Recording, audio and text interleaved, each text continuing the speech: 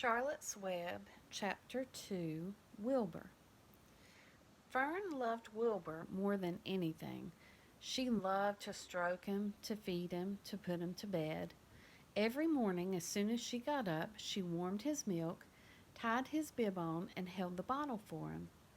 Every afternoon, when the school bus stopped in front of her house, she jumped out and ran to the kitchen to fix another bottle for him. She fed him again at supper time and again just before going to bed. Mrs. Arable gave him a feeding around noontime each day when Fern was away in school. Wilbur loved his milk, and he was never happier than when Fern was warming up a bottle for him. He would stand and gaze up at her with adoring eyes.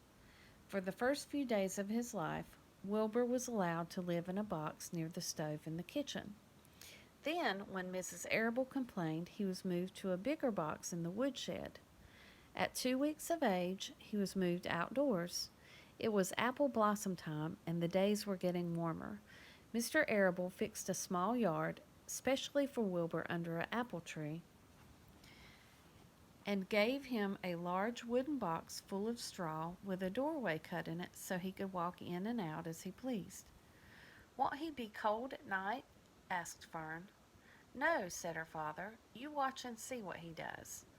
Carrying a bottle of milk, Fern sat down under the apple tree inside the yard. Wilbur ran to her, and she held the bottle for him while he sucked. When he had finished the last drop, he grunted and walked sleepily into the box. Fern peered through the door. Wilbur was poking the straw with his snout. In a short time, he had dug a tunnel in the straw. He crawled into the tunnel and disappeared from sight, completely covered with straw. Fern was enchanted. It relieved her mind to know that her baby would sleep covered up and stay warm.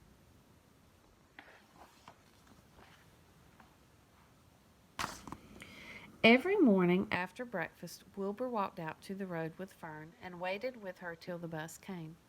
She would wave goodbye to him, and he would stand and watch the bus until it vanished around a turn.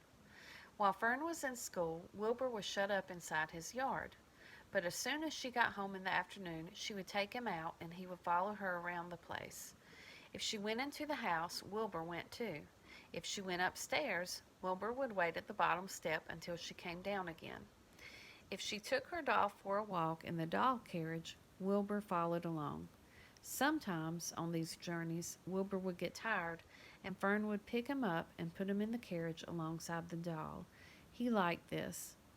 And if he was very tired, he would close his eyes and go to sleep under the doll's blanket.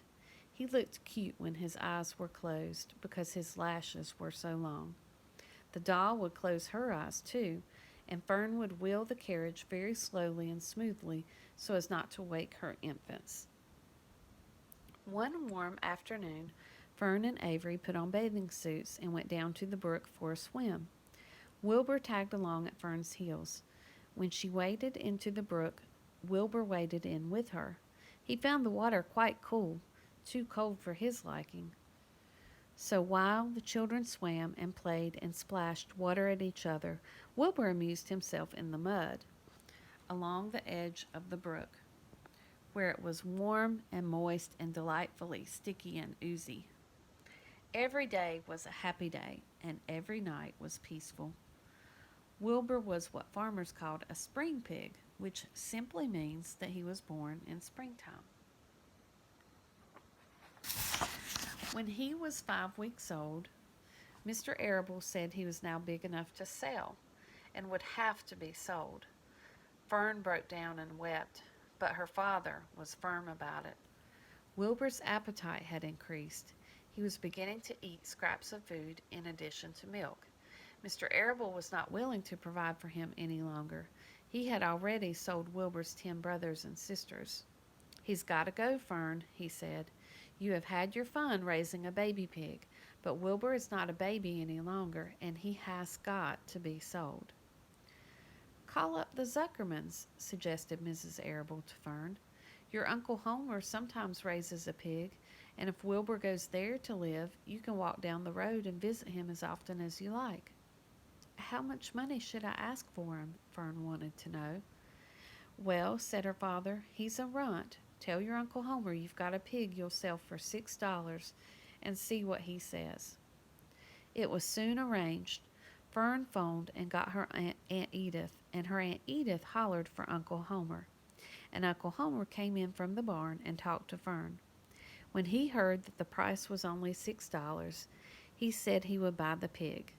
Next day, Wilbur was taken from his home under the apple tree and went to live in a manure pile in the cellar of Zuckerman's barn.